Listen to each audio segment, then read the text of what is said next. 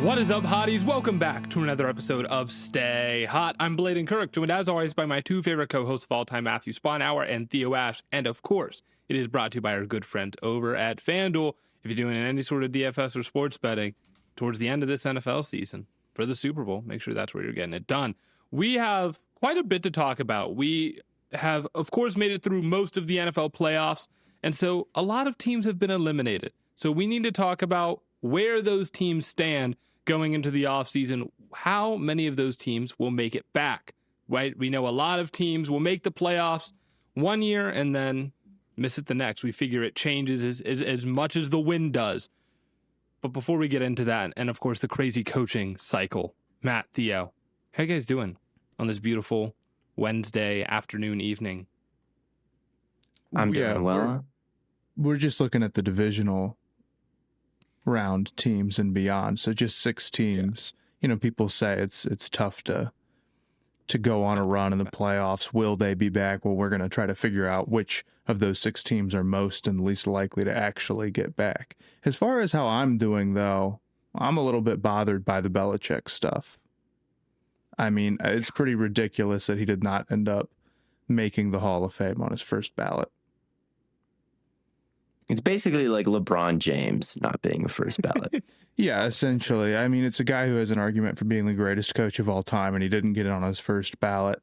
I understand, like, the saga with him has been pretty bad post-Brady, both in terms of, like, his performance and just, like, all the weirdness around the Jordan Hudson stuff or whatever, and, you know, UNC and whatever it may be. But Sure. you know, he has 8 rings. He's the leader of the most important dynasty in the history of the NFL. And even with a couple of scandals, frankly, like, I just think he would be far from the first person in the Hall who has, you know, things like that on his resume. So it's a pretty crazy decision not to let him in. I really think the strengthening of the Hall of Fame voting requirements is partially to blame for this. Not saying that, like, people looked at his resume and were like, oh, well, this actually doesn't, you know, hit the criteria for being first ballot. I don't think that's what happened. I just think that getting 11 of 50 guys to be a hard ass about something with these dudes seems so easy, apparently.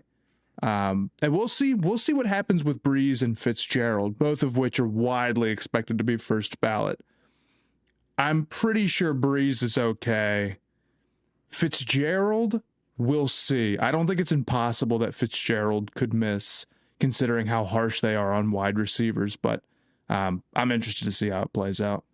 I feel like Fitzgerald is so widely loved that... Yeah, hypothetically, that's not supposed to matter, but clearly it does. But clearly it does. I mean, again, Matt, you said it perfectly. The greatest coach of all time, 8 rings, most important dynasty, spearheaded it. For 20 years, they won 6 rings in New England. To not be first ballot, like, the only thing you could be thinking is, like, he's just kind of, like, boring in the media and he had some cheating scandals. I just don't fuck with him like that. So, like, that's it. That's the only possible way you're not voting to put him in.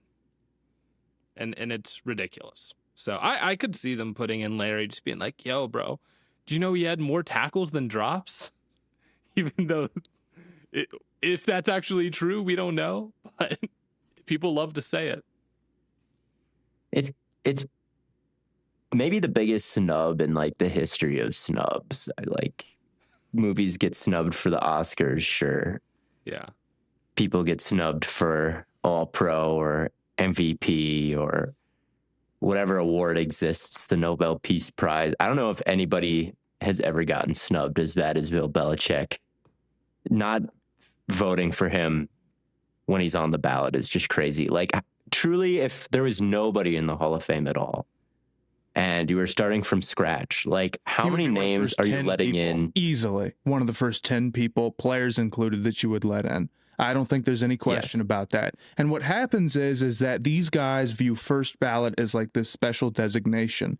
And it is. Like, being able to go up against all the competition and immediately win out on your first go says something about the type of player you were, even beyond being a Hall of Famer. But see, now first ballot really is like even more than that. They'll intentionally make guys wait a year who otherwise they would vote for, no question, because they want it to be an even higher honor than like automatically going to the top of the list, right? There's plenty of dudes who we know are Hall of Famers and who we think, you know, probably are at the top 3 or 5 of the finalists in their first go round, but they're made to wait for the sake of first ballot being an even greater achievement than it is. But I just think that makes it silly. I really do. I'm very frustrated by it. It does. Like, I understand it should be prestigious. Like, to me, this is the NFL's highest level of prestige. But who is more prestigious than Belichick? You're right. Like, it delegitimizes the Hall when they do shit like this. It's like, cut it out, man. And then the Napoleon stuff where he's like, I don't remember and all that. Come on, dude.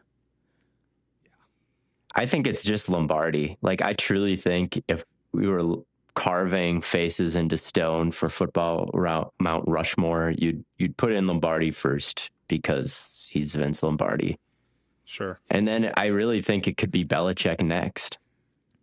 Like 6 rings as Patriots head coach. It would be Brady first if we're talking players included. It'd be Brady. It'd be like Jerry Rice, maybe Lombardi and Bill off the top of my head.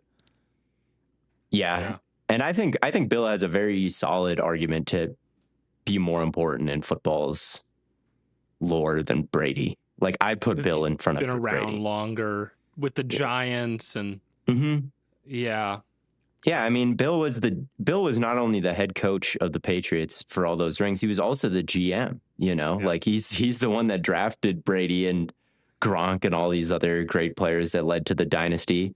And then I think Bill's career in New York clears Brady's career in Tampa Bay as a coordinator. I mean, those defenses completely shut down some of the greatest offenses of all time on their ways to rings. Like the 49ers, I think he allowed like less than 20 points in those games in 2 Super Bowl runs. Like, it's just ridiculous when you go back and look at just how low scoring some of these games are when Belichick is involved. Peyton Manning and the Colts, like the most prolific offenses of their time, right? Peyton runs into Belichick in all these playoff runs and always plays bad. Like, it's crazy. The greatest show on turf were double-digit favorites in that Super Bowl, and they were shut down. It's been 3 times when in a conference championship or Super Bowl game, Brady has won putting up like 14 points or less. Like, it's crazy just how good he has been as a defensive play caller over the years, how much success he's had, how much talent he's accumulated as a GM. And he's really the father of modern defense. Like, to my understanding, before Belichick, like, there was man and there was zone.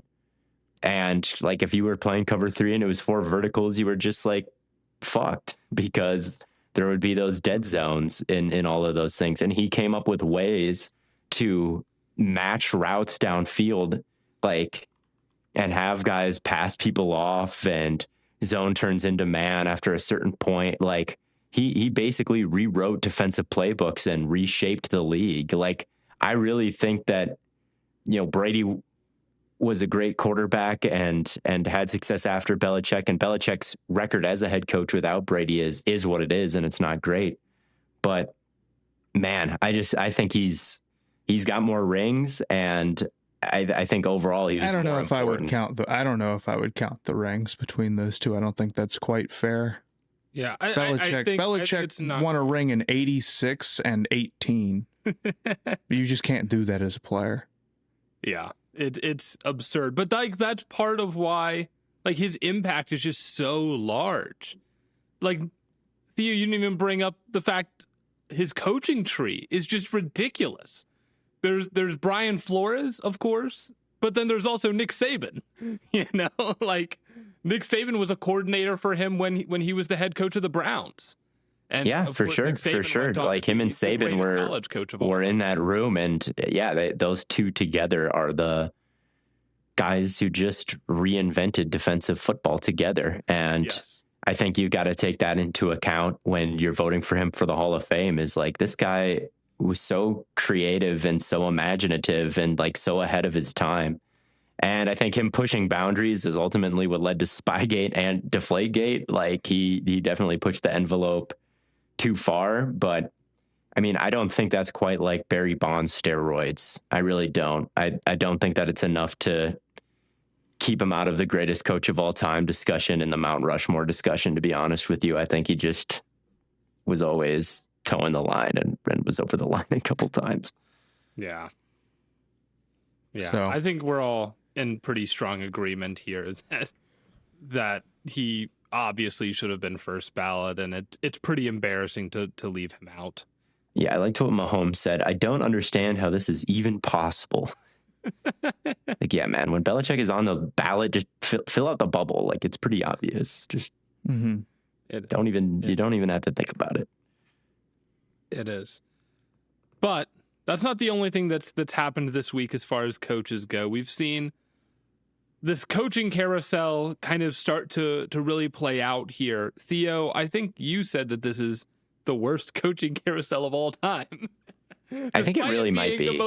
Despite being the most prominent, right? This is the most coaching turnover we've ever seen, and yet it feels like everyone's downgrading or at most making a lateral move, with the exception of maybe a couple. I mean, the Browns are a debacle again. They had a situation where they really wanted to keep Jim Schwartz as their defensive coordinator, right? Because they've had so much defensive success, and Myles Garrett has the sack record, right? They love Jim Schwartz. Ownership said, I would love to keep Jim Schwartz. He's a great coach, before anything happened. And so what did that do? All the coordinators out there that might want the Browns head coaching job, they started to turn away because they want to bring in their guys. They might not want Jim Schwartz. They might not want ownership giving them a defensive coordinator that they didn't choose, right? Like right off the bat. So good candidates turned away from the Browns because they didn't want ownership making that call for them. Okay, so then what do? They find the one coach that is willing to keep Jim Schwartz as the DC, Todd Monken. But in the process, they pass over Jim Schwartz himself for head coach, which alienates Jim Schwartz. He says to fuck off. Yeah. So they hire Monken, and then Schwartz says, you passed on me for head coach. I don't want to stay here.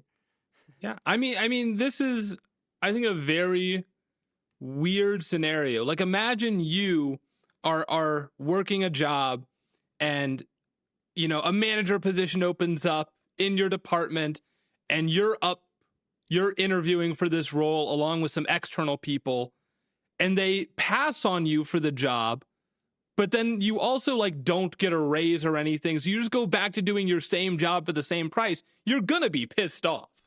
You're gonna be like, how is this person more qualified for the job than me? I've been here. And also the Browns are notably have been making people do this extensive interview process where they have to take a test or do some homework, and they have to do a personality interview and everything. And it's like, if you're Jim Schwartz, you're like, I had to go through all of this same stuff, and I've been here, and you still didn't pick me. I would be absolutely red hot. Yeah, and on top of that, you have to coach. It's the Browns doing all this to you. It's the Browns giving you the runaround. You've already debased yourself by being the defensive coordinator for Cleveland Browns. So you said I could go to San Francisco and win a championship, and you, the Browns, are doing this to me, and you expect me to stick around? Right. Yeah, it's like if you have the opportunity to go be a head coach or go somewhere else and make more money, if you're up for a promotion and someone hires someone else in your place, you're not going to want to stay there and turn down a possible promotion somewhere else, a possible pay raise somewhere else. It just doesn't make any sense. A possible 6-win season somewhere else. Yeah, 6-win season. I don't know, man. They're just it's an embarrassing franchise. The Haslams never do anything right. No, and the thing is, that's like a borderline bottom 3 coaching hire. There have been others that are just as crazy, I feel like, in terms of bad process. I think The Brady hire is what you're getting at, right? correct. And McCarthy. Yes. McCarthy seems pretty lame, pretty stagnant of a move. You know, he's got a lot of the same struggles that Tomlin does, and you wonder if schematically, like, he was really adding to Dallas on the offensive end, and just he's been around a long time, and it feels like he hasn't like really adapted. So it doesn't feel like a very forward-thinking hire. Joe Brady, you know, promoting from within when you need a culture change is interesting. Offenses have been successful with Brady, and I kind of feel like in Buffalo, honestly, it's like not going to be the head coaching hire that makes or breaks them. If I'm being real with you, it's probably going to be about the talent acquisition as much as anything, right? I mean, their offense has been good, but you know, there's a limit on what it can be once it gets to the playoffs because you don't have these great receivers. All right, so you're either going to get better at receiver, or you're not, and then defensively, like, I mean, we'll get into it. I don't feel awesome about where they stand defensively. They've whiffed on one too many draft picks. Oh yeah. Yeah, I mean, it's ridiculous to me that they went forward with this promotion because, I mean, if you listen to the owner's press conference, he describes the playoff wall that they hit and, you know, the scenes from the locker room after the game. And then you just decide not to go with like a fresh start and a new face. Like, it just reeks of collusion from the GM and the OC just to oust McDermott, but they keep all their jobs. Like, is this a fresh start or is this a scapegoat or a mutiny? You know what I mean? Like, it doesn't feel like it makes sense or the logic tracks. You talk about. Go ahead. I'm sorry. I'm interrupting you entirely. Did we talk about the Keon Coleman shit? That's what I was about to bring up. That's ridiculous. I think that's so awful for the owner to go and do that. Yeah. You know, like the Cam Newton clip is funny. It is, right? And like a lot of the jokes online have been funny, but like ultimately, he is still a young player. He should still get a little bit of grace. And even if he is a bust, like, some negativity comes with the territory. That's the nature of the sport at this point in social media and whatever. But like, god damn, man, people are acting like it's Jeremiah Smith going for 300 yards in year 4 or something, man. This is a second round draft pick. Things would probably be better if he was playing better and wasn't getting, you know, DNPs or whatnot. But he's not the only reason why this team isn't any good. And the owner going out and just totally throwing him under the bus after 2 years, he's still 22 years old. It's insane. It's totally unserious. Good organizations don't do shit like that. Yeah, and the owner throws the coaching staff under the bus. He said, let me be clear. Bean is being polite. The coaching staff pushed for that terrible draft pick. Anyway, here's Joe Brady, the coaching staff. That makes no sense at all. It makes no sense at all. I don't think Joe Brady has been like an elite play caller for Buffalo. I just think they have Josh Allen. And I think that has a lot to do with their offensive results. Look, it's not all bad, and I'm sure that things will continue to be productive as long as they have Allen. But and there's a big opportunity now with Schwartz wanting out, that maybe he could go to Buffalo and increase their pass rush a little bit because he's been able to do that everywhere he's been. So I think there is a chance still that this works out in the end. But man, the process has been awful. And then McCarthy and Pittsburgh, just way too much of a feeling that they just like people from Pittsburgh. Kenny Pickett, he shares a lunchroom with us. That's a first-round pick quarterback right there from Pitt. We love Kenny Pickett. He's a bust. Mike McCarthy, he's from Pittsburgh. He loved Pittsburgh. He was born in a Pittsburgh hospital. Why don't we hire Mike McCarthy? Are you just picking people from Pittsburgh? I love that. I love that mentality, though. I wish life worked like that for sure. I can get on board with that. Like the Cincinnati guys balled out for Cincinnati and the Pittsburgh guys balled out for Pittsburgh. It's idealistic. It's not great. But I love their heart. LeBron. They think they're getting the kid from Akron, the kid from Pittsburgh. That is who they're getting. Dude, Mike McCarthy called Caleb Williams Khalib. Like, how tapped in is he to the modern NFL? Khalib. He said Khalib Williams. The Bears got their quarterback Khalib, and you just hired him to be your head coach. I've heard that the Steelers might have been caught off guard by Mike Tomlin stepping down, that he actually wasn't going to get fired, and they were planning to run it back with him, and he just actually stepped down. And so they panicked and they hired like the first guy that I honestly don't think that makes like any level of excuse for them whatsoever, if I'm being real with you. Like, okay, I guess I get it a little bit. You know, it's different if you're firing your coach and you've thought a little bit ahead, but like, this isn't a play call in like the middle of a game where it's like, oh shit, we're going to go for it on 4th down and I got 30 seconds to think of something. You have like days, you know, you're not going to get that far. The Raiders don't have a head coach. The Cardinals don't have a head coach. Maybe they'll get like Clint Kubiak, who I think would be a better hire than Mike McCarthy. I think Raheem Morris would be a better hire than Mike McCarthy. Like, I don't see any evidence that McCarthy has added value to the team with his play calling since he like developed Rodgers' mechanics back when he was benched for Favre. Like that was, I think he deserves credit for that all those years ago. But once Rodgers became Aaron Rodgers, like, yeah, it was pretty easy to have a good offense, and the offense got a lot better once he left and LaFleur came in. The Dallas offense was just as good with Dak before Mike McCarthy was installed, and it was better with Brian Schottenheimer after he left. Once Dak got hurt, the offense completely sputtered. He wasn't able to Shanahan anything with Mac Jones, right, where the backup goes down, and wow, look at that.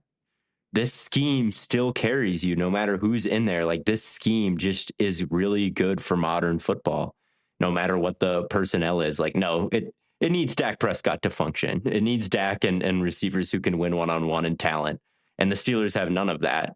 So, like, what exactly is Mike McCarthy going to do there? Unless, I don't know, maybe you take Drew Aller and hope that McCarthy can like work some of the mechanics magic, or whoever it is that you identify as like having potential but needing more, I don't know, development. Trade for JJ McCarthy, man.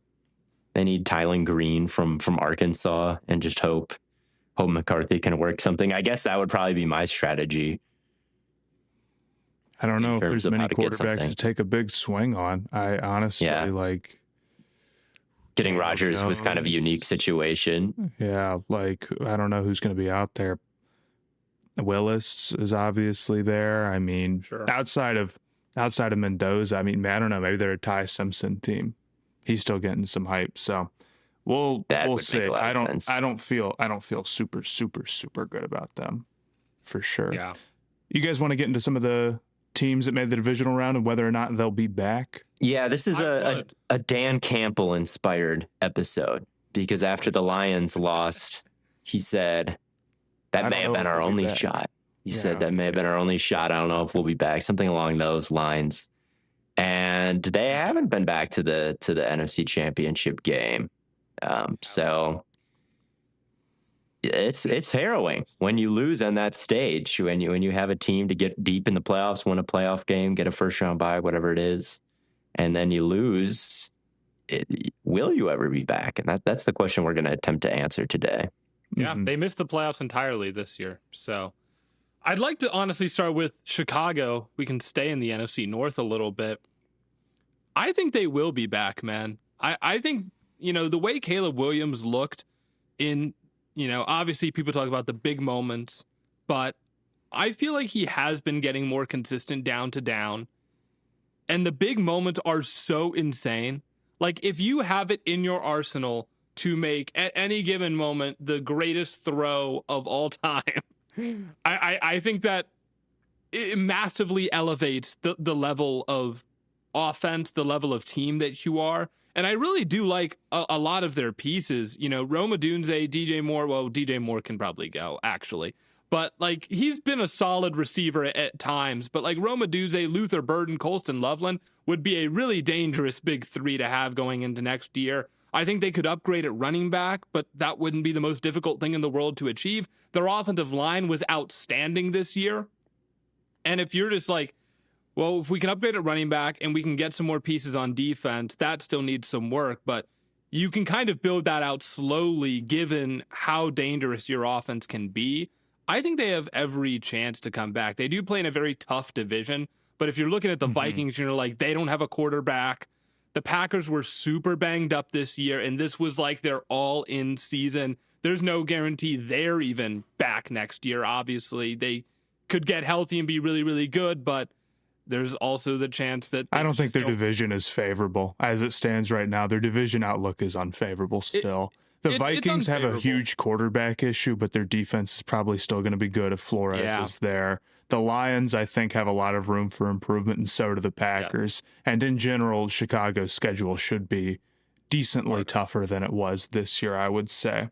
I agree with some of what you say. I think that I feel good about Chicago's offense going forward. Is DJ Moore going to stick around? I don't know. Do I feel good about their pass catchers outside of him? Yeah, I think that you should. But they're not necessarily entirely set there, even with Burden and Loveland looking really good. But I think there's a real chance that those two, like the way they were trending at the end of the year, is that they were going to be like stars. And if you've got that, you're in good shape. Dude, Loveland's on a running back, tight end in the league pace. Like he's that. He'll be shooting for all pros if he keeps playing like he was at the end of the year. That's for sure. And I agree about the offensive line. I think a lot of their investments went well last year, and Caleb did look better, and Ben Johnson, looked like a coach of the year type of guy. So a lot went right.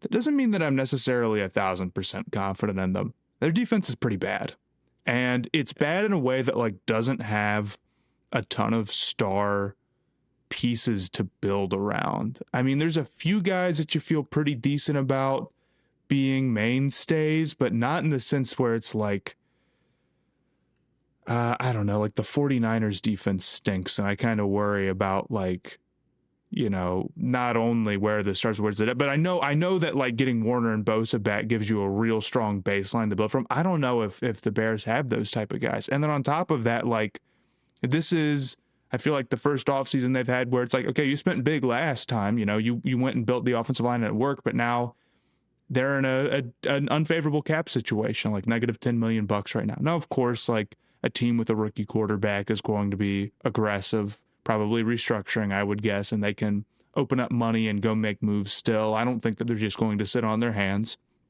And there might be big moves to go make. Like Crosby, I think they would be in the front of the line to move for a guy like that if they could. But are they like just totally surefire, like my number one team to be back on this list? I think absolutely not. And while I'm happy about where they ended up at the end of this season, second year quarterback, everything comes together, they're ahead of schedule. It's all far from a guarantee in the NFL. Sure. Far from a guarantee. So I think the offseason is going to be big for them, of course. And I want to say this so I don't have to say it about every team. All of this is dependent on how they play the offseason, of course. Any one of these teams is one horrible draft away, outside of like, honestly, maybe the Rams, from missing, or one great draft away from like being in the Super Bowl and winning it. Yeah. So we're talking more about where their situation is right now and maybe how much we trust the front office rather than like stone cold predictions on, they're making it to the conference championship and losing next year. It's early. Yeah, I think the question is like, how bulletproof are you, really? Like, there's only a few teams who are at this point every single year, and it's the Bills. It's not the Chiefs this year, but usually the Chiefs, usually the Ravens, a lot of the times the Eagles. Like, do we look around and do we see a MVP caliber quarterback surrounded by other star players that just are going to be back here year after year after year? I don't think that that's the Bears right now. But they're in a better shape than a lot of teams because Caleb might be, an Aaron Rodgers type of guy someday. And it didn't matter if he had the 25th ranked defense, which he did for a lot of his career, and second round picks at receiver, and, a so-so running game. He just led a passing attack that was good enough to get usually to the NFC Championship game, usually to the divisional round at least. So I think the Bears have that possibility within them, but, the numbers would not suggest that Caleb Williams is prime Aaron Rodgers just yet.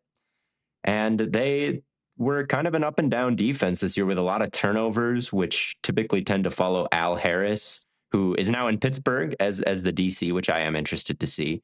So are they going to even have as many timely interceptions as they did this year next year? Like, could this defense even get a little bit worse before it gets better?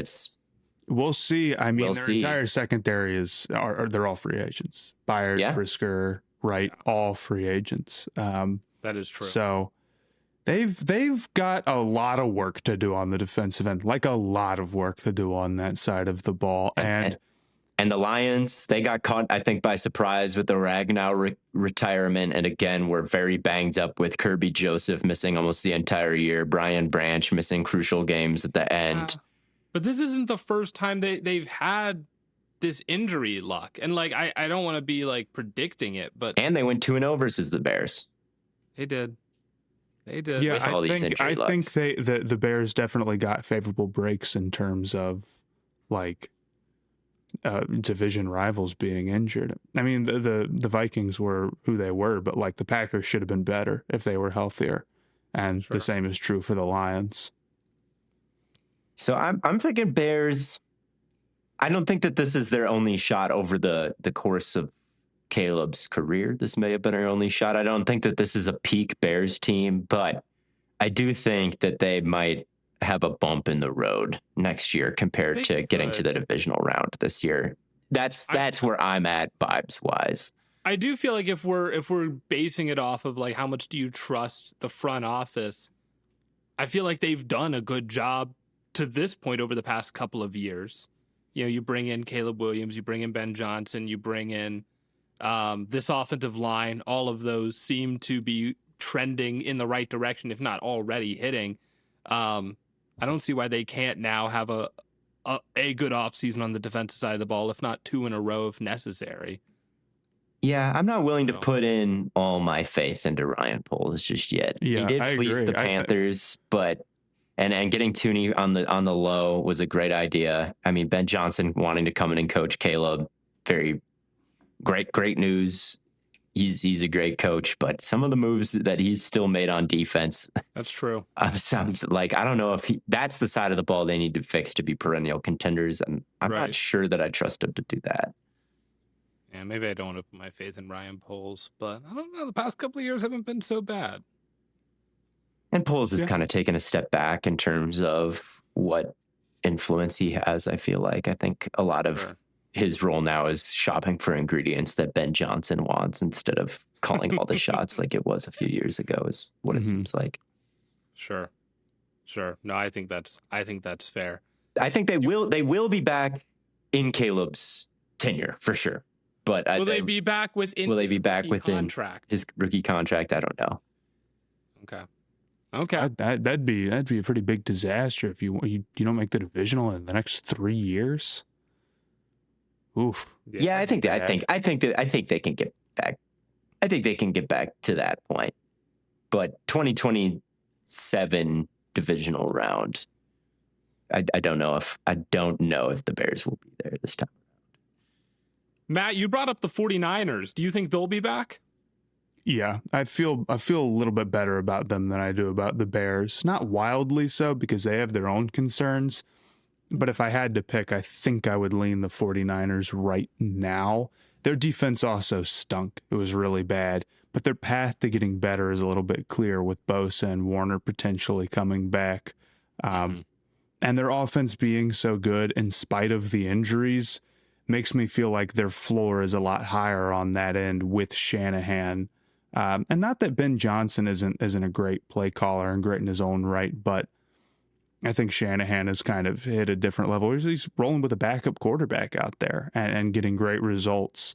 So I think that they've got a decent chance to address like just adding more defensive talent in general, getting a little bit healthier and getting back to where they were. It felt like this was a nightmare season, and they didn't have some like crazy record and 1-score games. They didn't have some like crazy easy schedule. There wasn't any one thing that you sit and point to and say like, okay, yeah, they were injured, but this is what happened. They're just kind of nice anyway. And Shanahan does a great job getting the most out of all of his guys. So it feels like they should be back and better next year. In terms of what they've got for the offseason, they're 15th in cap space, $26 million. Only big free agent is Jennings. They potentially have to re-sign. They are going to have to figure out what to do with Ayuk as well, and that whole situation. But maybe you get some capital in return for that, and it ends up like a positive compared to what you got this year, which is nothing, right? And I just think that, like, on the defensive side of the ball, maybe those guys come back and they're just not the same. But it does feel like you've got a chance to have multiple stars added back for basically free in terms of just like this year to next year. So Sure. I feel pretty good. I am worried about if they're just a very injury prone team, which they basically are. Yeah. And maybe these injuries are more of a feature than a bug of this, San Francisco team. Yeah. I mean, at some point, if you keep being this injured, you're not going to get the breaks. You're not going to just will yourself through the most injury-ridden season in the league and make the divisional round of the playoffs. Like, you're not going to do that every single year. But I feel like if everyone's healthy, Matt, you're right. This team can go toe-to-toe with anyone. Yeah. I mean, it was the season from hell, and they did go this far. And yeah, like a fully functional 49ers team definitely can get back to the divisional round. But at the same time, I do feel like they're kind of running out of bodies to ever be a fully functional 49ers team ever again. Like Kittle, Achilles, Christian McCaffrey, healthy this year, all year, right? That was definitely helpful, but his least efficient, least explosive rushing year ever. Warner, he'll be back. Like, I'm not actually concerned about Warner. Yeah. But Bosa, this is his back this year. This is his third ACL. Trent Williams is just getting older and Purdy is getting more expensive. So I don't think that you can just bank on the 49ers like becoming the 2019 49ers like this offseason or anything close to it. It's just that it'll get a little bit better and they went this far. So like, why can't it even go farther next year, no matter if maybe Pearsall is healthier and he turns into a really elite guy. They've still got some young guys coming up. I don't know how I feel about them, though, because it does honestly feel like so many players are like on the back nine of their careers. I agree. Maybe it's more fair to say that they're about on par with the Bears. In different ways, they've got the stars, but you question them. And it feels like they have a high ceiling, but, obviously, if everyone gets hurt, we've seen the floor fall out. It's not like Shanahan alone gets you 10 wins no matter what. The year prior, they weren't that good. Right. I mean, they were almost picking in the top 10, right? So, yep. Would you call Jim Schwartz? Yes. I might. Oh, please. Yeah. I mean, I'd call Jim Schwartz if I was. The Packers have already hired Jonathan Gannon, but if we could have Schwartz and Micah Parsons, I might even feel better about that, right? So I'd definitely call Jim Schwartz no matter what team I was. Fair enough. What about the Rams? How do you feel about Stafford entering, what is this, year 38 years old, and Puka's still great, Devonta's still great, Kyron Williams, they've got a good offensive line. Their corners need work. You question how well Stafford's going to age. We saw that be an issue throughout the regular season with his accuracy. Is it going to fall off even a little bit more?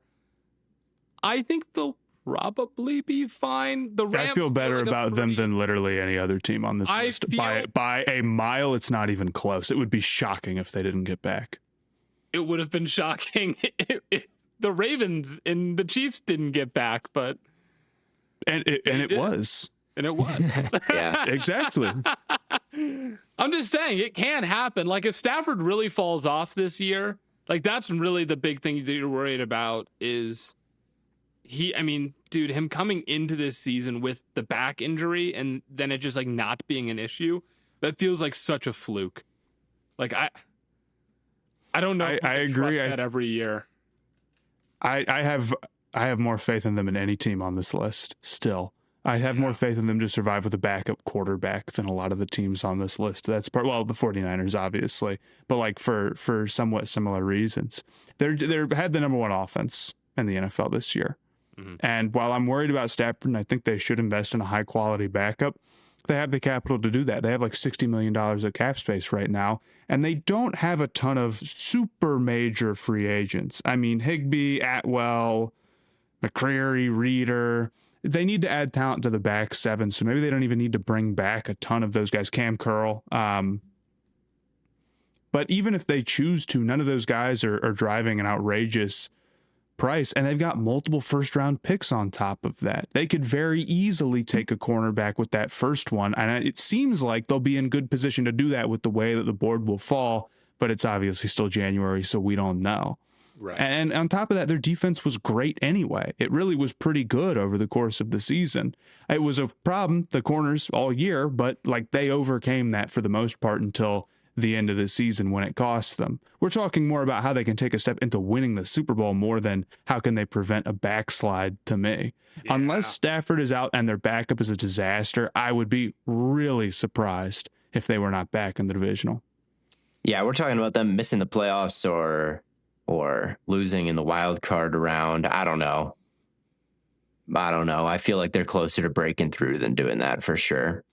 And they have a great front office. I trust McVay more than almost anybody that we're going to talk about today. So they have more going for them than anybody outside of the age of their quarterback. But even then, like, Stafford was very good this year. He's going to win MVP. As much as I think that's in part because of the situation that he's in, and we've had that discussion. And the actors. You don't think they're going to give it to Drake May? No. I don't think so. I think I put my life on Stafford at this point. Put your life on Stafford. He's first team All-Pro. He's first team All-Pro, and then maybe there's a new precedent now, but usually that means you're winning MVP, and I think I almost will be madder if that's the new precedent and they're just doing that all the time now, where they're like, well, this guy's the MVP, but we're making this guy first team All. No, man, that's nothing. That's silly. But I don't think that's actually how it's going to end up going. No, so I think Josh Allen won last year because he had gone a little bit too long without one, and I think that's even more true for Stafford, and I think tie goes to Stafford in the eyes of the voters here. But that's neither here nor there. He was a top 2 candidate. I think we can all agree on that. Right. And if he can be that at 37, he can probably be that at age 38, and Puka is so good. They've got 2 great running backs. Kevin Dotson's still around. Like, Kobe Turner, it's just a star-studded roster with a great coaching staff too, like great front office and great coaching staff. This is not a Nick Sirianni type of situation where every other year there's brain drain and he sucks. This year they didn't even get plucked from their tree, which is maybe a bad thing. Maybe you'd rather them be developing head coaches all the time, but still, I think the continuity is probably going to be appreciated by McVay and company a little bit to look. It looks like they'll have Shula back and all that. And yeah, they're just the Rams, you know, they took the Eagles to the brink last year. They won a Super Bowl against the Bengals. Like McVay and LaFleur and Shanahan, they are kind of this generation's Manning and Brady and Big Ben. Like, those guys are just always around the NFC Championship game, just in the way those AFC quarterbacks are always around the AFC Championship game. So to some extent, you feel really good if you have one. You feel really good if you have one. And the Rams aren't quite staring, a Kittle injury dead in the face, or, Puka Nacua being 37 years old. True. Although I guess Stafford is that old, so they kind of are staring at exactly that. They're staring Stafford. They're Trent Williams as their quarterback. All right, well, Williams is their quarterback. Fair, but no. So they do need to invest in a high quality backup. I would not feel super comfortable going in with Garoppolo again. And they need to invest in corner because they were able to get through it this year, but with a year of tape on everyone, you're gonna find ways to pick on this defense if they're not able to fill that. And they're a front office that makes splash moves too. I mean, they might be a team that goes out and trades for like McDuffie or something like that. if the Chiefs end up letting him go. Maybe they've learned. Maybe their tastes have changed. I don't but think of course, so. There was that decade when they didn't pick in the first round at all. So maybe they're willing to package those picks. What they learned is that they were right. They are right. Their philosophy is, I think it's correct, right? You should just take as many swings as possible, and you should trade your first round draft picks for guys who are actually worth paying. And you should then let your guys who are good, but like not worthy of the top tier of their contracts, you should let them walk in free agency and get comp picks. I think that's the correct philosophy with team building above all, honestly. And I really wonder if they say, if there's a corner we can go trade for that we actually think is worth like the top amount of money, if we could go make a swing at that, we're going to do it. Or maybe they pick them. You can obviously get it done that way too. But I think their philosophy is sound. If we felt good about the Rams corners next year, yeah, we'd probably pick them to win the Super Bowl, right?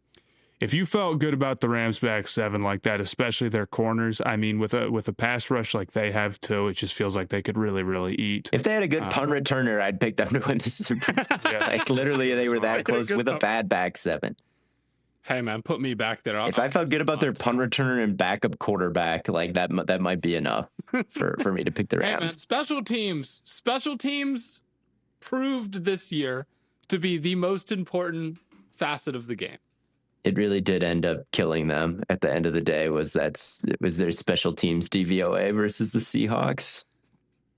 It did. The Seahawks were the most improved special teams unit, and it was the most impactful on their team this year. So this is an aside, but we had our trade episode right after the deadline, and Shaheed got traded for 8 games to Shaheed for a 4th and a 5th round pick. And it's like, I don't know. He's not like that impactful of a wide receiver. Does like one splash play make him worth all this? We debated it. He had a lot of splash plays. He had a lot of splash plays, but just the kickoff return when he did that, it's like, yeah, he kind of was. The punt return. Mm-hmm.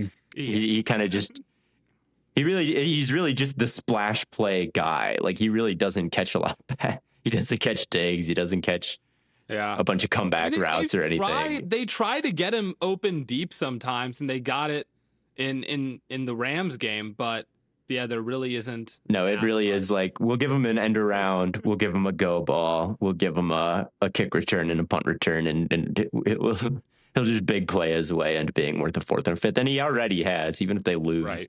Unless he like muffs it. Oh, dude, he sells in the biggest. Unless he sells, then so he's done all this leading up. If he muffs a punt and it gets picked up for a touchdown, it not worth it? Is it now not worth it? That's the question. I would say definitely yes. Definitely not worth it, or definitely still definitely it would not be worth it. Okay. If he blows the Super Bowl, no, I think that means it's. But you were the one arguing that if like Tony's 3rd round pick wasn't worth it just because he made the biggest play in the Super Bowl. Yeah, I stand by both of those. It would kind of be the vice versa with Shaheed, where it's like, who knows if they're the 1 seed without him? Who knows if they go on this run without him? I don't know. I kind of think I do feel like if you trade a 3rd round pick for a guy and he sucks, but then he happens to have 1 punt return in the Super Bowl, you like didn't like. I think there's a case that you didn't win that trade. If you trade for like an 8-game rental for a guy and he's like pretty good and then blows the Super Bowl, ooh, I don't know, man. He might not have been like the big win for you unless he becomes a long-term piece and then makes it up down the line. And you can say, well, one thing, if he stays as just a rental, I gotta view him on just like what he did this year. And if he like blows the Super Bowl, yeah, that's probably like how you'll always think of it. So adjusted hypothetical then. He blows the Super Bowl, becomes a long-term piece, and then he continues to blow the Super Bowl every year despite being a good player during a regular season. Then he's definitely not worth it. I don't know. I guess my theory on this is kind of falling apart, but one way or another. It's because I'm making the hypethetical more ridiculous, and that's my fault. Just don't blow the Super Bowl. I just always Just catch your punts. I just think it's funny to think like how minor of a play can it be before it's like, well, it doesn't matter that the trade was bad. It's a good trade. It's a good trade. Which is kind of what people are doing with the Tony stuff. And it's kind of true. Yeah. I'll give it to him. I mean, the owner said that the Tony trade was a great trade because of that punt return. So it goes all the way to the top, this mentality. Do we have that? I don't know. There's a Stay Hot video where I break down the top 10 plays of that Super Bowl that I made after it. And number 1 was the Tony punt return. And I said in that video, he will always be worth the 3rd round pick because he did this. So if it was in a dome, if it was outside and it was snowing, then it wouldn't have counted. It wouldn't have mattered. He would have dropped it or something. He would have. Tony would have dropped it in his like, and probably true. And then everyone would have been like, "See, that's why we can't." Would have gotten ejected for throwing snowballs at the ref. You know what take I've come to realize is that you cannot both love winter and hate snow games and like want domes, and I feel like there's a lot of people that do. I think that you kind of can. Really? Well, you can watch it inside your house. I don't want to talk about any season. I don't agree with this at all. Yes. But like I will play the role. I like winter, but I don't want the football games to be played in the snow because it makes them worse. Then you don't like winter. No, I do. I like it outside of its impact on football games. I like skiing. I don't like literally slop fest. There's so much to winter outside of its impact on football games. I'm saying this because I feel the opposite way. I don't like winter and I do like snow games. When I'm outside in the cold, I'm like, this sucks. When I'm walking through the snow, this sucks. When the players are running through the snow, excellent. Or how about this? I like summer and I don't like dome games. I love summer. And I don't want dome games. I hate football games where there's no precipitation. Anyway, I think any matrix of those two opinions, any spot on there is probably acceptable. Fine.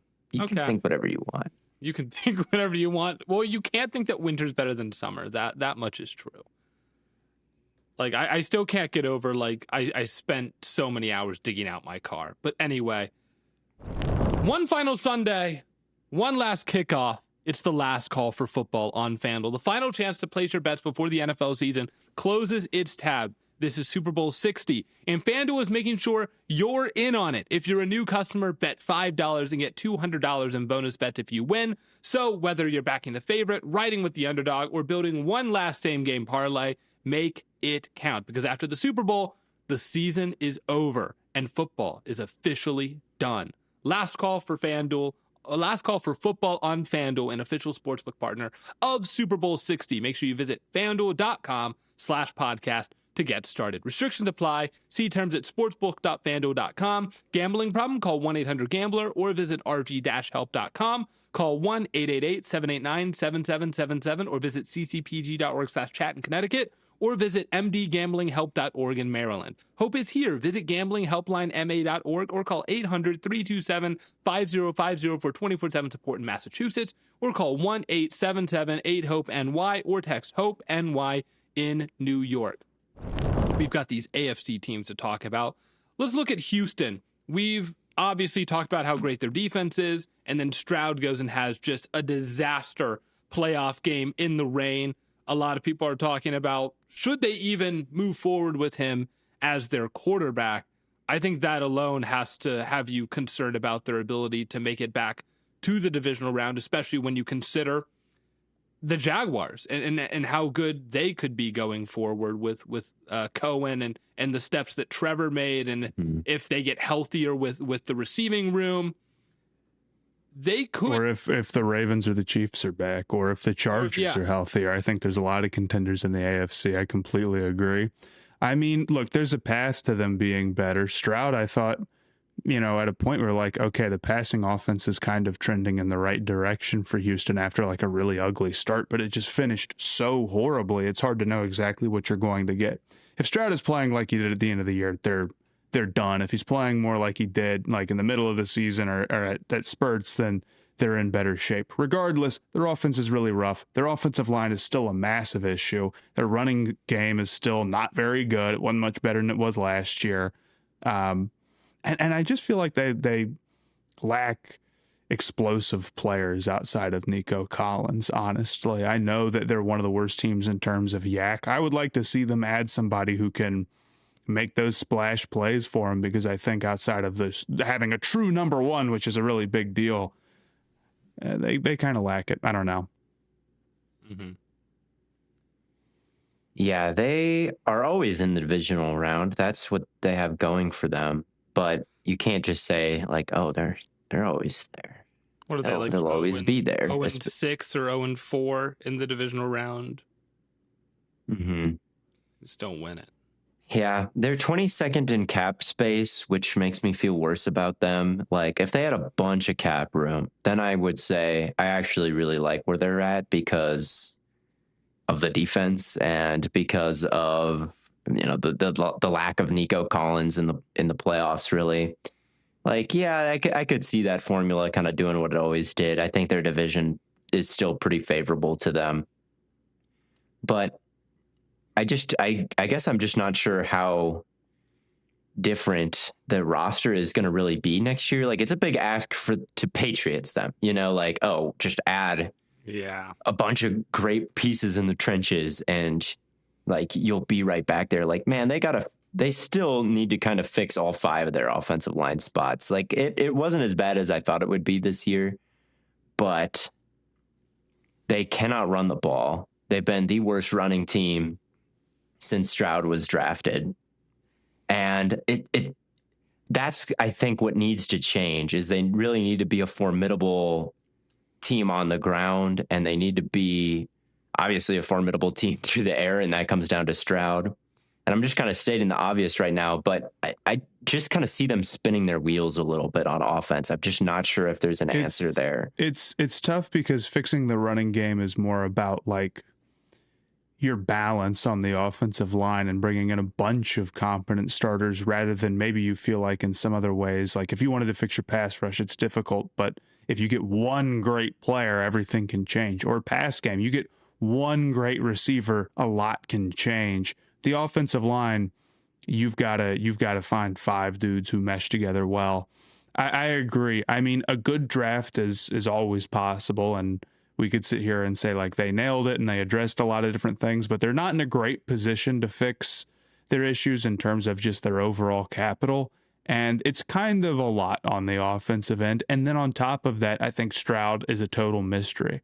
I think it's totally possible he locks in this offseason, comes back and plays better, and you're like, okay, he's a positive force. And if that's the case, I feel decent about the Texans' ability to get back. But even if that's true, they're probably going to have more difficult competition than they had this year to get in. And I mean, what we saw last from Stroud was total nightmare disaster. So I don't feel awesome about it. The one silver lining I do have is that they have a decent amount of draft capital. They have 4 picks in the top 100, which there are a few teams that have that, but they're only one of 3 that has all 4 of those picks in the top 70. So they could come out of like the first few days of the draft with a pretty good number of high caliber, high octane players. Mm-hmm. Now, will they? I don't know, but they at least have, I think, the assets to move the needle a good bit in just a couple of picks.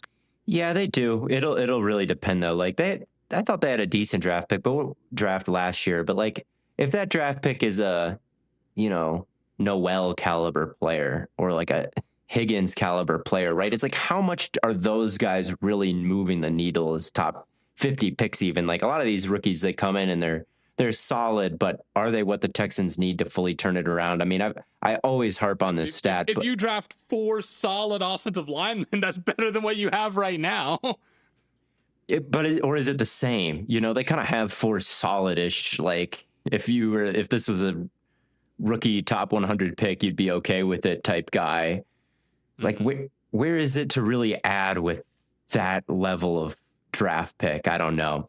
I also think that their play calling is also a big question mark. Like as bad as Stroud played, I also think like their blitz answers have gotten worse from where he was as a rookie. Like there's just less there for him to turn around and throw to, because it was more play action this year, I think, and it was more under center run, which maybe you wanted a little bit, but then they get blitzed and it's just a complete disaster. And I think a lot of the bad Stroud plays from that playoff game had that to do with it, but they're not making like sweeping changes to the coaching staff again. And they did that last year, and look at what it's done. So it's tough to trust them. Since Stroud was drafted, I always say this, they're one of the lowest success rate teams in the league, 28th since 2023, ahead of the Raiders, Titans, Jets, and Browns.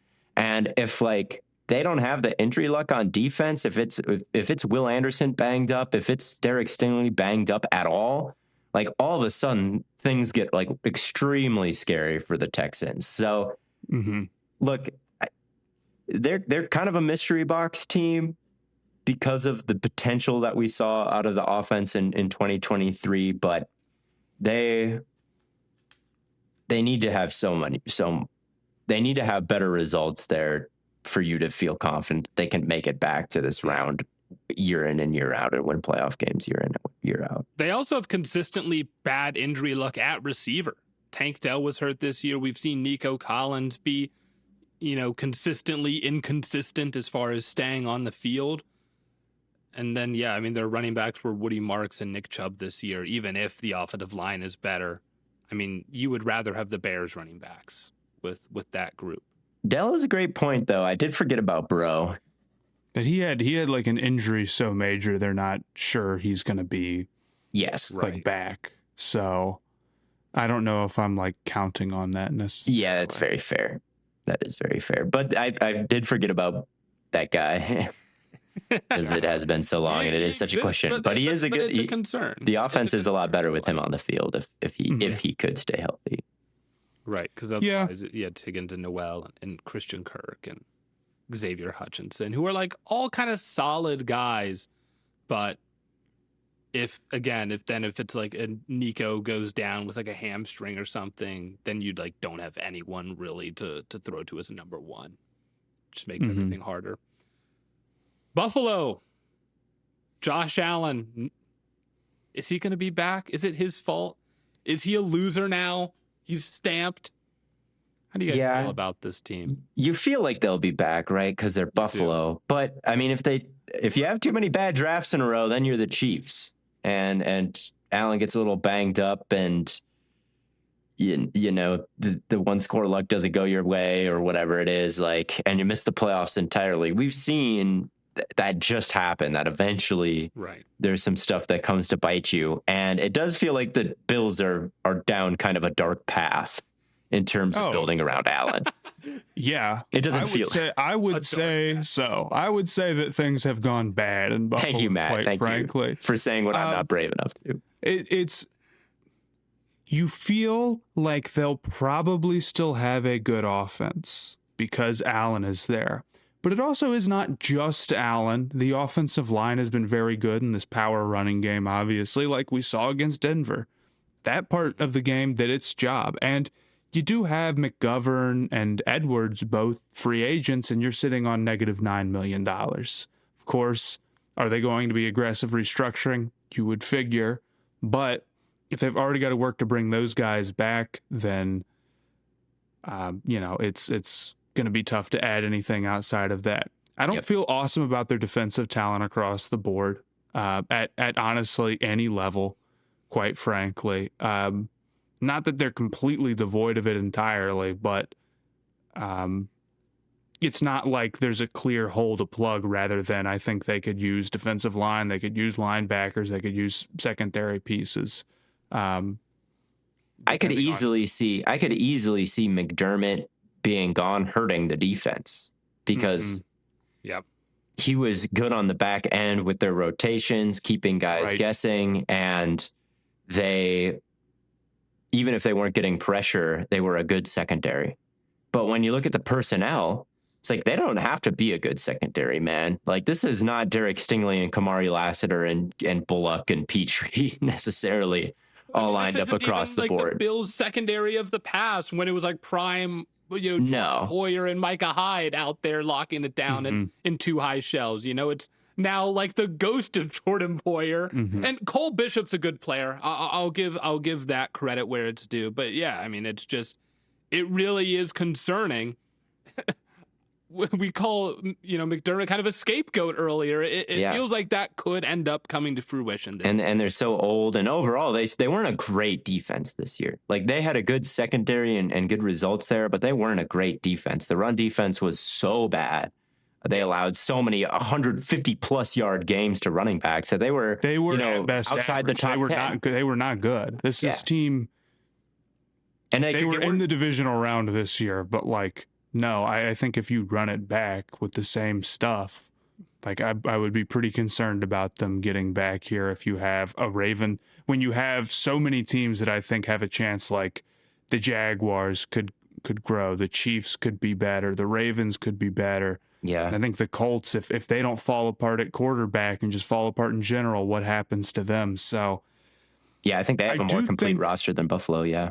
Buffalo has a nice floor with Allen. I really still believe that, and there's a world where maybe they really hit on a receiver or two, and it changes them into like the number one offensive superpower, and they bring in a defensive coordinator who can help give the pass rush juice, and things are better. Like, there is a bright path for a team that's got still a lot of talent and a really great player at the most important position, but it's also really easy to see things go wrong here. If they could go wrong for the Chiefs and the Ravens, then why couldn't they go wrong for Buffalo, who I feel worse about now than I did about Kansas City or Baltimore this time last year, for sure.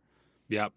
I think part of that is also just the optics of the way they've handled. This time last year, the Chiefs were like getting ready to go for a three-peat, so that helps for sure in terms of feeling better about them a year ago. But yeah, I mean, that's my point. The Bills are really, again, going out and insulting Coleman and throwing people under the bus. Like, it's just unserious to have the owner go out and do that. And that doesn't mean that they won't have a good draft, and it doesn't mean that I think they're going to have a bad draft. Season. They just do not seem to have their finger on the pulse when it comes to the draft. Like, this idea that they're about to bring in like a class full of like superstars. Like, I don't know if it feels like they just draft role players. You never know. It's tough to say, like, preemptively say like their first round pick will be bad. I think that's a lot, right? I mean, sure. I would have bet against the Browns front office this time last year, right? And I honestly might bet. It might be smart money to bet against the Browns front office even at all times, regardless of who it is. A broken clock is right twice a day, No, but they nailed the draft. So I don't want to be too dismissive of them potentially having a good offseason from here on out. I always feel better about the Browns drafting than because they get to draft at the top of each round at least. Like, yeah, you do get the best first rounder, you do get the best second rounder, you do get the best third rounder. Like, yeah, there's no excuse, buddy. You should crush the draft. The Bills are like looking under stones at the bottom of each round, and it's like, yeah, you're not usually crushing it here. I can't wait for another defensive lineman who specializes in batting passes. Like, oh boy. Epinesa also a free agent. Milano, a free agent. Daquan Jones, a free agent. So they have a number of guys that are hitting there. So I'm worried about the Bills' direction as a team. Shockingly, their direction as a team right now is so shaky that Bills fans wouldn't get mad at you for saying that. They'd get mad at you if you don't say that things are shaky around Allen right now. So we'll see. But yeah, I would say like they're far more towards the concerned side than the they'll be back side. Hey, the Bills are the Bills. unfortunately. They have Allen, but that doesn't change who they are, I guess. They have Allen, and maybe they just get Ayuk and everything's okay, but we'll see. I think that's what's going to happen. I think they're going to get like an Ayuk. They're going to make a move for a wide receiver because there's a million good wide receivers, and that's their obvious sore need. Watch them get a wide receiver, and their sins cost them anyway. Watch them get a wide receiver, and he gets hurt or something. Yeah. So, who knows? But yes, that leaves us with one team, the Denver Broncos. Another great defense that ended up falling short of the Super Bowl this year in the championship game. They go into this game with Bo Nix's random mystery broken ankle. Supposedly happened on the second to last play of the game, but there's speculation that it happened like in the locker room celebrating after the fact. It definitely happened on his QB sweep. That's what I feel like it clearly happened on that play too. He was like limping around. There's a lot of people that are like, he ran off the field after. I'm like, there's a lot of people who think if you drink bleach, you'll get healthier. So, Okay. Anyway, do you think this team will be back in the divisional round at least next year? I have some positives and some concerns, I guess. Okay. I think their defense is legit. They have a good amount of cap space, around $30 million. Singleton and Franklin Myers are the big free agents, which are, serious players on the D, but not impossible to bring back. It doesn't feel like they're way behind the 8 ball in terms of just getting back up to a baseline the way that a lot of these teams are. I think their play calling has been a strength. I think their offense was only okay. It was only okay. And so I guess you feel like there's room for growth there. Like maybe if you add another receiver, Humphrey really killed them. I felt like in the playoffs. So there's a number of things that they could grow on and whatever. My thing with them is that like in terms of how their season played out, seems like they got a ton of positive variance. Like an insane amount. They had one of the weakest strength of schedules. They were 31st in strength of schedule, only ahead of the New England Patriots, and they were 11-2 in one-score games. Now, I'm a big believer in those things can be true, and then you have a good offseason, and then you end up staying where you are or potentially getting better. It's not the end-all, be-all. Regressing to the mean isn't a guarantee, right? I remember the Bengals didn't make it back to the Super Bowl after they made it, but they certainly were like back being a contender again when a lot of people expected them to like kind of completely fall apart. Sure. But it is not a good sign that like, yeah, you were the 1 seed, but I do think it's fair to say, hey, a lot of that was these factors breaking your way. And I'm worried about Nix. Is he going to be back immediately? A broken ankle is pretty big. So I feel decent about them. I think Peyton is a good coach and runs things well. I have some faith there, and I really do believe like the defense is good and talented across the board, and they're in a fine position. But are they going to be back being the 1 seed? It would take a serious improvement. It is tricky when you look at like, Matt, I'm glad you brought up the offense being very average because, yes, the Patriots did end up having the easiest strength of schedule, but their offense was number 1 in drop back success rate or in drop back EPA, number 4 in total success rate. And the Broncos are just nowhere near that. And the Patriots still had like a pretty good defense but when, things were all said and done. And so like you feel like this is still a good team. But I just don't know if you feel the same about like the Broncos top to bottom, especially with the offensive success that they had. And like the big thing that I'd be worried about with Bo Nix isn't even like if he'll be back like week 1, but it's like the big thing that I feel like we've talked about this year is how twitchy he's been. And a broken ankle, is he going to have that same impact, being able to just like cut and move at the same velocity that he was able to this year? Especially right away. It could be one of those injuries where the guy comes back and it takes, 10 weeks before he's back up and running. Yeah, I could see that as a potential. You can't issue. afford to drop 5 or 6 games early in the season if you're trying to figure stuff out and trying to mitigate Bo Nix, or trying to, like, coddle's the wrong word, but protect him from re-injury, or play it safe with him early on in the season. So I'd be worried a little bit about that, but I do love this defense still. It's so outstanding, and I think it's because they're not so reliant on turnovers, or even I would say they're even not so reliant on sacks in the same way that Cleveland is. I feel like they're so consistently reliable as just, this is going to be a good defense year over year. They feel like a pretty great organization to me. I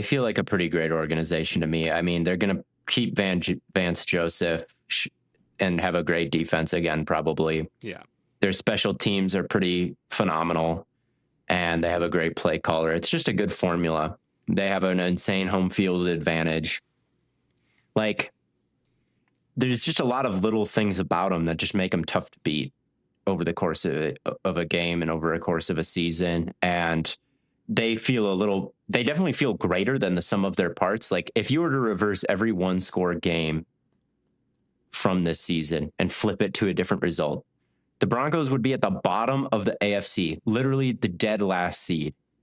They had just a historic amount of fourth quarter comebacks. They had an historic amount of, like, grit in those situations.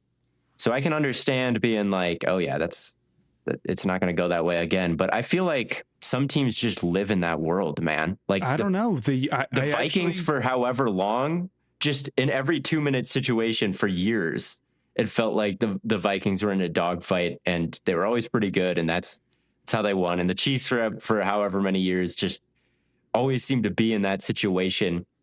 I think the Broncos are not an offense good enough to just kill people, but they're in a well-rounded enough team to keep winning these games where it's just tough for me to see. I think it's possible, but the year prior, they were bad in 1-score games. I remember specifically when we were talking about them before the season, it was like, maybe they'll be around the same team and just get better results. Yeah. And that's what happened. So I don't think that they're necessarily immune, especially against a potentially more difficult schedule in a division that I think will probably be harder. I think the Chargers could be better. Well, I don't know. With Minter leaving, we'll see what the defense is, but you feel good about the tackles being back. The Chiefs, maybe that's too big of an assumption to make. It could be, but it's not a guarantee. The Chiefs need to have a good offseason. Although in the Broncos' perspective, they got to play the Mahomes-less Chiefs, which is like a free win. So take that for what it is. But they beat the Mahomes in the biggest game of their season, pretty much. Well, this is the thing, is that I don't necessarily agree that they're just like innately going to win all their 1-score games, especially not at this clip, or that they're just like, they have some magic about that. But I do agree that they're a well-run organization. And if we're taking that into account, like, I feel better about them having a good offseason potentially, I guess. Yeah. And if they were bad in 1-score games in 2024, well, guess where they were? They were in the playoffs, right? So even if things start to flip, they can be maybe they're a wild card team. I feel like the Broncos, I feel pretty good about the Broncos. I doubted them this year, and maybe I should double down, because sometimes when you doubt something, you're a year early, or when you're really high on something, you're a year early. I know all about that. Yeah, but I'm just not sure that's the case with Sean Payton and these Broncos. I think that they are not quite prime Ravens. They're not quite prime Aaron Rodgers Packers, not quite the Patriots in terms of we'll be back year over year, but I do think they're going to continue to be tough. I think they can. I don't know where, I'm thinking about, like, if I'm power ranking all these teams that we've talked about, where I'd put the Broncos. Just think about them in terms of the AFC. It doesn't matter about the NFC. That's what I would do. Right? I don't think they'd be the 1 seed again. If I'm saying in terms of likelihood to get back in the AFC, God, it feels wide open looking at it now. The Patriots and the Broncos had very easy schedules. I feel good. The Patriots have a ton of money, though, so you feel pretty decent about them in that respect. And the Broncos, like, there isn't any on-paper reason that they should be a worse team, but they might have worse results just because they could play a harder schedule and maybe not be quite as good in one scores or whatever. There's a lot of teams that have these great quarterbacks. Like I would say 4 of my top 5 QBs in the NFL. I mean, maybe like 6 of my top 8 all reside in the AFC. But like a lot of their teams, I don't necessarily trust, right? Mm-hmm. So I don't know. It feels super, super wide open. I feel pretty decent about the Broncos, though. I think I feel better about them being back as it stands right now than the Bills or the Texans. I feel that way too. Yeah. I think I feel that way too. My concern would almost be more teams that didn't make it to the divisional round at all, like the Chargers and Chiefs. And well, there's the Chargers, the Chiefs, the Ravens, the Jaguars. Yeah. I mean, like, there's a lot of teams where I'm like, good off season, they could be in the Super Bowl, right? Or it's like they're like a questionable team that has like one of the 3 best quarterbacks, one of the 5 best quarterbacks, one of the 10 best quarterbacks. There's a lot of guys who are close. Or like the Jaguars with another year. What could they? I mean, man, there is going to be a lot of competition. So I feel, how about this? I feel a little bit worse about the AFC teams than I do the NFC teams, maybe. Yeah, that's even kind of in where the I've NFC. been. That's kind of where I've been leaning. Is I think. But you still got Philly, who was looking outside in. You still have Green Bay, I think, is still like could easily be a premier contender if they're 100%. So it's not like the NFC is a cakewalk either to being top 4. No, The Panthers obviously are. certainly not the Panthers. Obviously. Yeah, I'm looking at the AFC North right now, dude, and I'm like, who's gonna win that division? I mean, you would assume Baltimore, but like, Bengals are another team with a great quarterback, but God, their defense sucks so bad.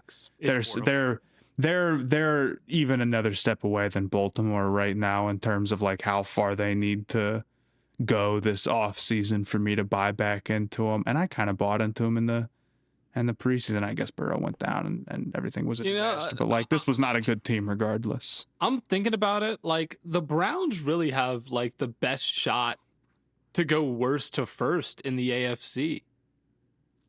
As far as it's not going to be Vegas. It's not going to be Vegas. It's probably not going to be Tennessee. Is it going to be the Jets? I feel better about Tennessee than I do. You feel better about Tennessee than Cleveland? Maybe, yeah. Tennessee's got like $100 million.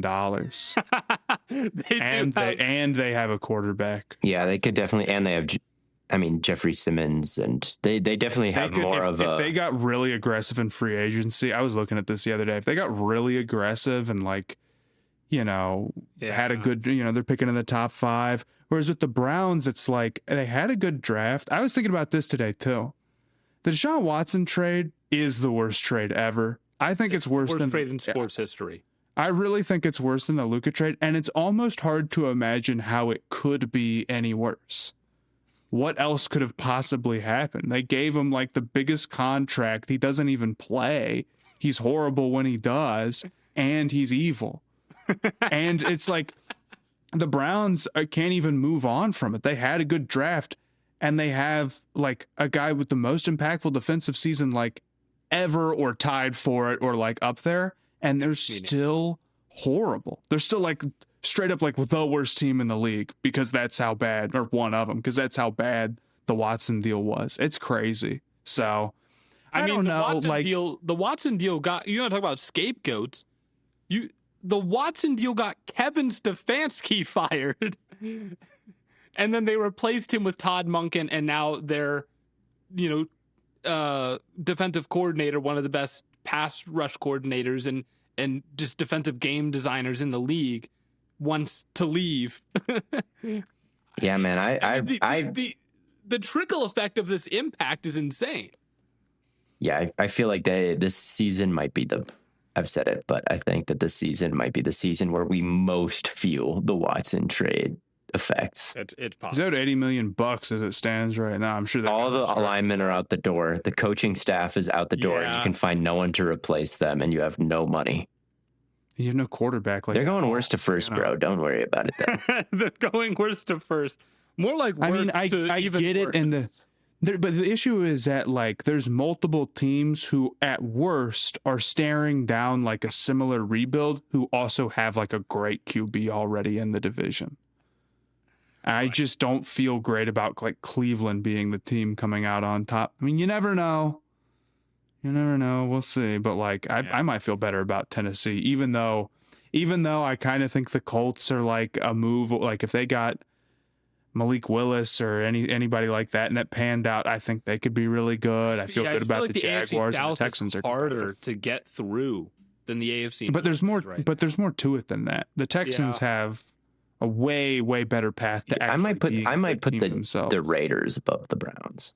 No, I mean, look, the offensive line is going to be like even worse than it was this year, and like with Colton Miller and Jackson Powers Johnson and Genty and Mendoza coming in, and like, yeah, we said all this about Gino last year, and we did. That doesn't mean anything though. Those are completely different moves. Yeah, they are. I just think when I look at the respective offenses, I feel like the Raiders might have more reason for hope than the Browns. On offense, for sure. On defense, most likely worst to first entire NFL. Obviously, the Saints, right? Yes. Not Detroit. Yeah. Well, the Vikings were the worst, right? No, the Lions were. Oh my goodness. Okay, then yeah. I still think we're last. Okay, is it the Saints or is it Detroit? It's not easy. I think it's not easy, dude. I think it's the Browns, bro. Don't patronize me, Theo. Dude, it might be the Browns because they're paying a horrible quarterback who like does not play a third of their salary cap or whatever, and they were also. Dude, I'm trusting the numbers, and I'm saying the Lions are the most likely worst to first. That's what the numbers would tell me to take, and I'm gonna say that. It's it's them or this. It feels like both those teams have real good chances. Oh yeah, 100% they do. Not the Cardinals. Not the Cardinals. Not the Cardinals. No, we're done with that. The Cardinals are probably around with the swimming in the Browns and Jets and Raiders mud.